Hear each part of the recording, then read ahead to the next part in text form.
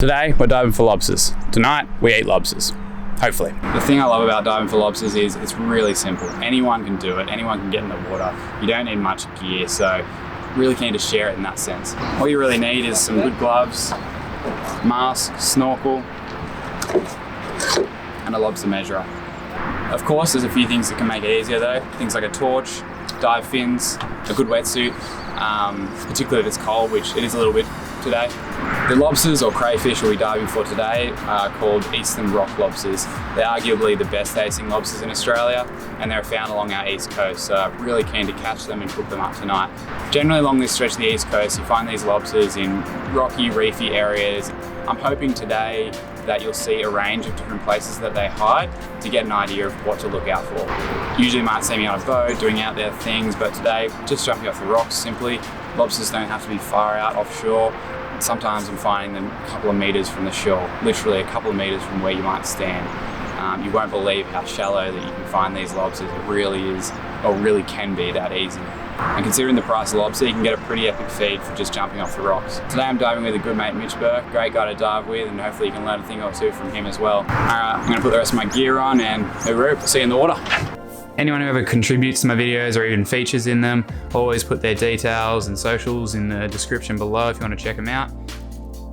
This is Mitch, and he's contributed heaps of footage to this, and great diver, always captures the experience, and yeah, love him for it. Looking at it now, it looks really blue, so hopefully. Got to say, wishful thinking, but a catch bag really helps. Looking clear? I mean, it's a little bit more green than we thought, but yeah, beautiful. Sweet. Right down here. Man. 10 to 12 meter viz. Hectic. So of course we just start off scanning, covering ground as much as we can. Now you can see Mitch scanning this ledge. You want to look for cracks like this. It's kind of thin, potentially deep. Our Easterns seem to like these kind of cracks. But as you'll see in the video, they hide in many different places. A lot of it is about scanning ground. The lobsters do move around to different cracks. So the skill really is in where to focus your attention, what to check, and how to pick up on those antennas actually sticking out. You see a lot of people swimming over ground where lobsters actually are, you're just not picking up on them, and that just comes with time. The more and more you see them, the more you pick up on them, and also just a particular attention to detail just does help.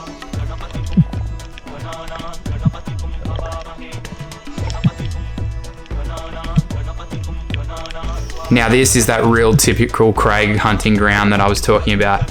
They love this reefy, rocky, cungy area with lots of little cracks. There, I've spotted an antenna. It's hard to see with the GoPro above your head, but he's in there.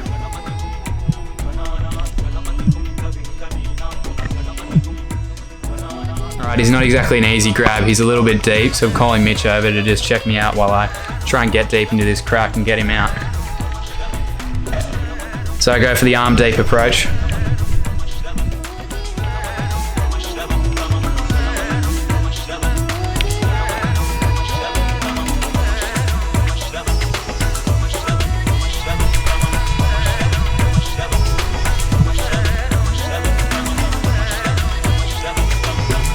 Got him.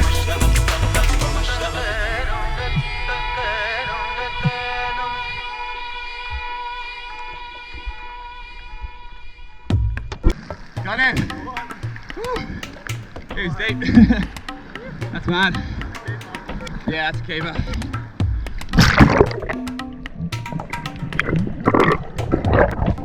Measuring a rock lobster.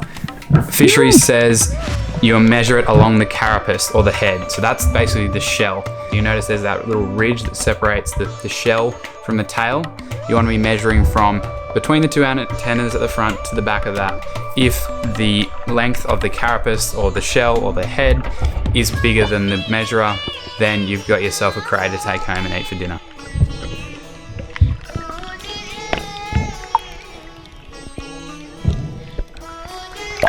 Which is exactly what we got here. First cray in the bag.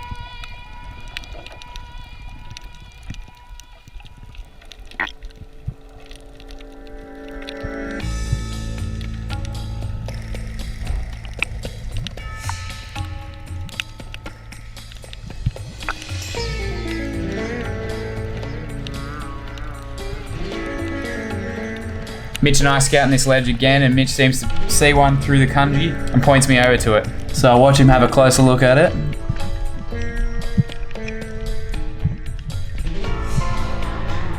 And I take a look, and it's pretty deep, but he's gonna have a go anyway. Lobsters being deep in a cave comes an issue when there's room for them to move back, and here there is. Damn it. Good size too. Yeah, he was good size. Come back to him. Yeah. Scanning again through some deeper ledges.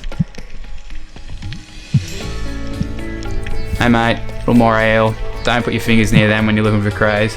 One of my mates have been bitten. Alright, so I'm coming up from this dive here. I scouted a bit of ground, and I see Mitch start swimming down and scanning the shallow ground. And remember how I said about, you know, being able to pick out antennas is quite difficult? Well, I've just spotted an antenna sticking out of that crack. Sometimes your eyes play tricks on you, so I go down to have a look to see if I've actually spotted it.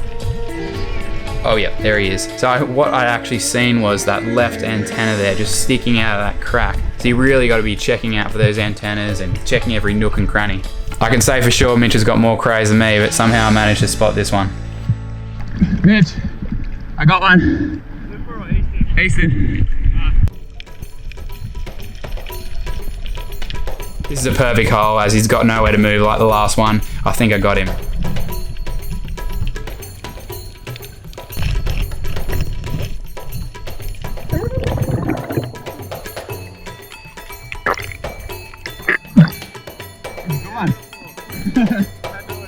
How good, yeah, that was perfect. 2 down, 2 to go.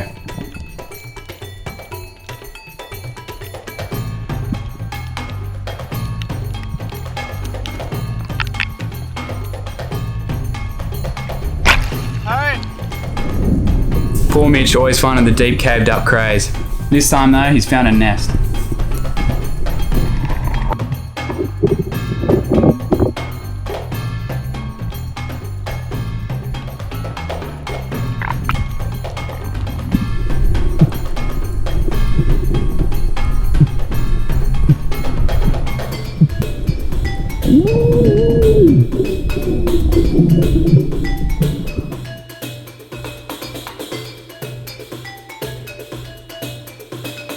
Happy days, 3 out of 4 Easterns. Session is coming along.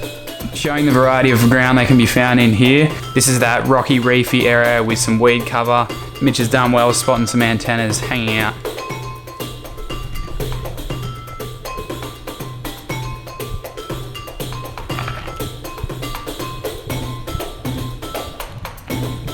Got one, however, you might notice it looks a little different to the other ones we've caught.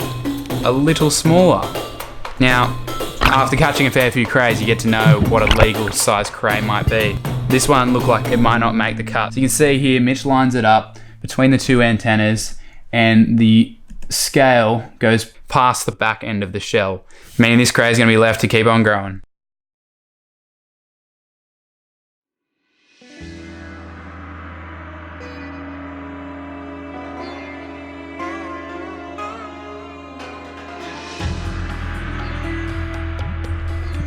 Alright, we found the honey hole. I asked if before we got our final cray, whether I could get the camera in there and just check them out and get some good footage of them just in the cray for everyone to see. It's a pretty big nest with some to the right, some to the left, and also a blind shark to the left there actually covering the crays.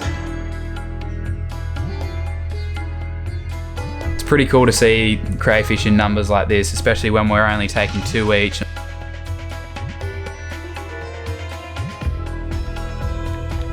Mitch goes in and to the right to try and carefully grab one of them out of the nest.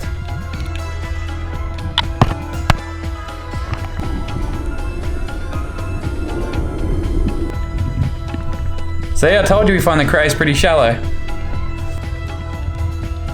Maybe too shallow.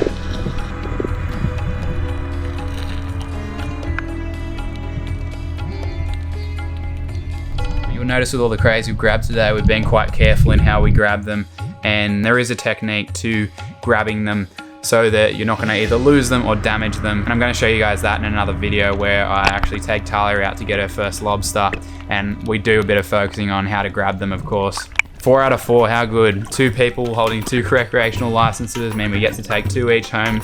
So very happy. Okay, so we're done. We're done on Easterns. But before we get out of the water, before we finish up, we have a quick look for slipper lobsters. These are a really cool type of lobster and they actually hang in very different ground. They're often in bigger caves. They can be on the roof. They're more in holes rather than small cracks. Here, Mitch finds one. And the beauty with once you find one of these, you kind of know you got one because they don't move much at all. So you can take your time, be nice and gentle and get a nice pick of the cray.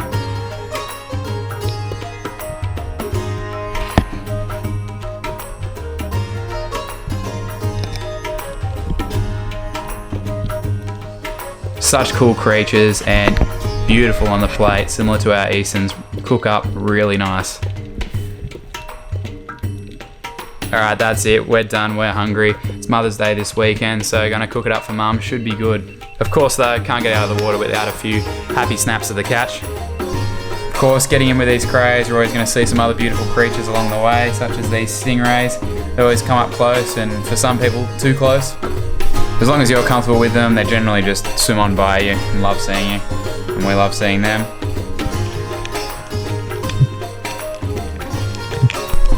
Us ocean people are actually in the water and on the front line to clean up our ocean, so I think we have a responsibility to clean up the waste of the world where possible. Call it catch and clean, if you will. Catching your own dinner and cleaning up the ocean while you're at it, definitely rate it.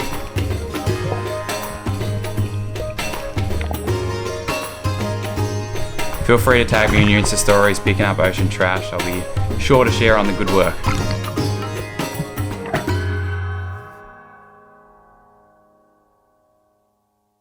Two nice crays each, got to be happy with that. Saw some cool ground, some nests, some deep cracks and holes where they were hiding in. We had loners, so yeah, we had nests.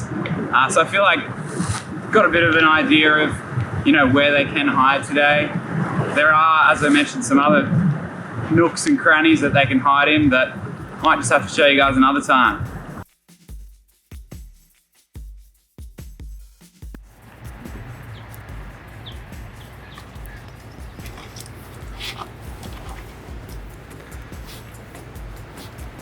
Stoked that all went to plan today with these catch, very happy. As you saw, we measured them and made sure they were legal. We got 2 each, so 2 each of the Easterns, and then you can also get the other species of slippers and whatever other species you can find, which are counted in a separate count. So very happy with these and gonna cook them up. Should be good. Mitch grabbed this crate, we call them slipper lobsters. I think these are a really cool lobster though, because they're just like absolutely prehistoric looking, like they just look like dinosaurs from another world. Really cool. Straight on ice, that's the best way to do it with these. They don't have the biggest nervous system in terms of pain, but the ice helps them just fall asleep quite slowly, and yeah, ready for the hot plate.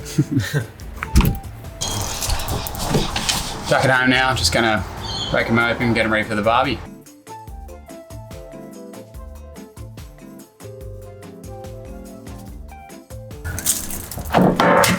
Plate these up, ready for the barbie.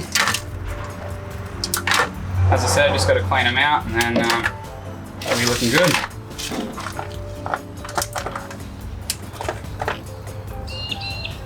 Okay, there's 1,001 ways to cook lobster, and today we're going for barbecued lobster. We're gonna do garlic, butter, parsley lobsters. And you'll see in this recipe too, you can add chili flakes and then usually either salt or pepper, but I'm adding seasoned salt this time. So let's get into it. I'm gonna turn on the barbecue, start preparing the garlic butter mix, and then get these lobsters on there. And yeah, getting hungry already.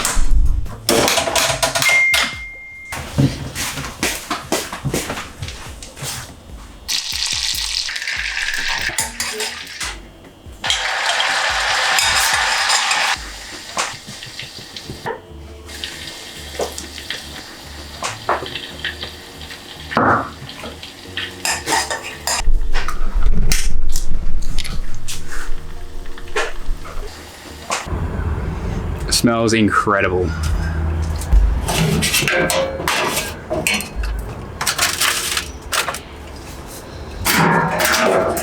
Okay, so here we want the barbecue really hot. So I've had the barbecue on while I was preparing that, and the barbecue's really hot because you want, when you chuck those crays on, you want it to be really hot to really caramelize any of the flavors and the flavors that we're gonna put on, and really cook that outside shell and I guess bake the inside really. And then at the end, once we've got all the flavors in and cooked, we'll flip it over just to give it a nice, nice finish.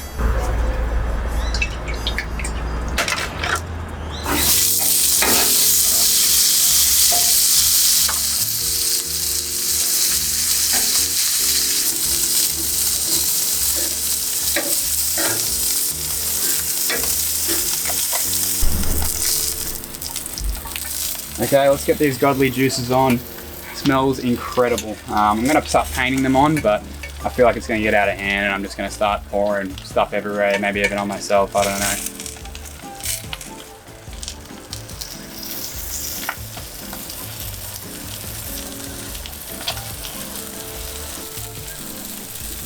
So hopefully when they're cooking like this on their shell side, the flavors will really seep in and caramelize, and you can start to see that classic red lobster look the more they cook.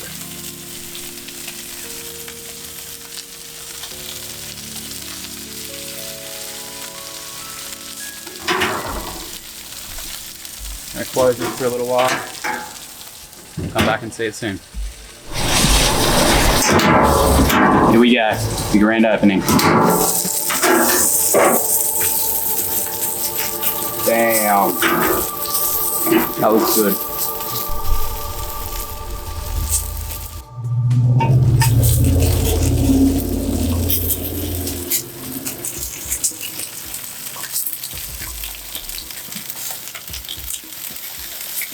Always gotta save a bit for this.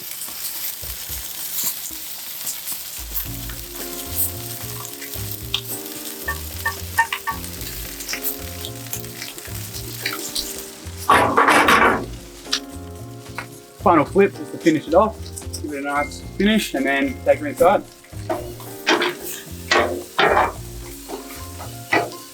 Here we go. Ready to go. That looks incredible. Sea to plate right there.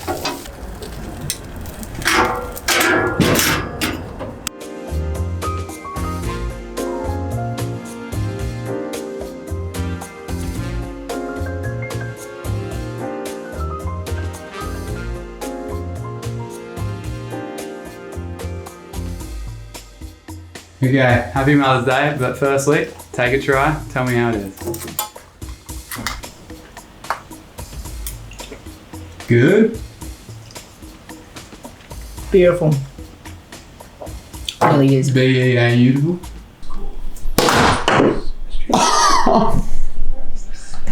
You want to paint the roof again? There's a crack. There's a crack. That, like, I only loosened it because normally you loosen it and then.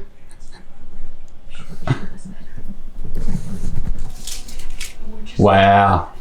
Cheers for watching, guys. Nothing too exciting going on here. Nothing like garlic, parsley, butter, lobster, just a standard kingfish meal prep meal. Just wanted to say I wanted to make my first catch and cook a bit longer and a bit insightful just to get more people out there and into it, rather than catching something, fumbling around with some butter and then saying Bob's your uncle. But for future catch and cooks, I will try and make them a bit quicker now that you're all pro antenna spotters. Nonetheless, hope you got something out of it. One thing I did want to give back though was the exact recipe of how I cooked that up. Because no bullshit, it was incredible. Sometimes it's easier to follow from a page, and the recipe I banged up includes steps such as how to prepare godly juices, so could be good. Okay, so I've uploaded onto the Triple H drive, which is the Harry's hopefully helpful drive. It'll be active for about a week following the video, I think. You'll be able to click on that and download any recipes and resources to keep for yourself. If you didn't get to see this in the week post release, don't worry, each video like this will have the new active link in the description, so sub up and you will see that, be able to click on the link and download any of the resources, past, present, future, whatever. Grab them, distribute them, sell them, I don't care what you do, as long as you're cooking up seafood with it, I'm happy. Cheers, see you soon in the next one.